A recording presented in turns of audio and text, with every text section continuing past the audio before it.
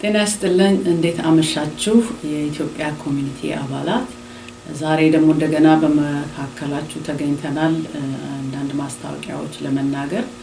ካጠገቤ ዶክተር መስፍን የኤሌክሽን ኮሚቴ ጸሐፊ እንደገና ደግሞ አቶ መንተስኖት አሉ ዛሬ መናገር የምንፈልገው ነገር ምንድነው በመገናኛ ብዙሃን እንደሰማችሁት በሚቀጥሉት ቀናቶች የአየሩ ሁኔታ ትንሽ አስቸጋሪ ስለሚሆን ለመንቀሳቀስ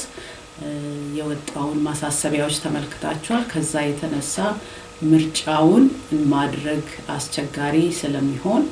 ይሄንን ቀን መዛወሩን መደረግ እንደማይችል ለማሳወቅ ነው የመጣ ነው ነገር ግን በቅርቡ ወዲያውኑ ያሉትን አንዳንድ ሁኔታዎች አይተን መቼ እንደምናደርገው በቅርቡ እናሳውቃችኋለን ስለዚህ ትግስታችሁን ትብብራችሁን እንጠይቃለን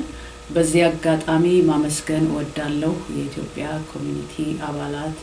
በሙሉ ለምታደርጉልን ትብብር ስራው ምንም አስቸጋሪ ቢሆን የናንተ ድጋፍና ትብብር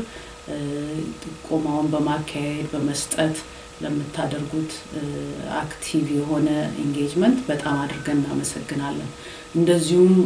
ለማገልገል በተለያዩ የአመራር ቦታዎች የተጠቆማችሁ ሰዎች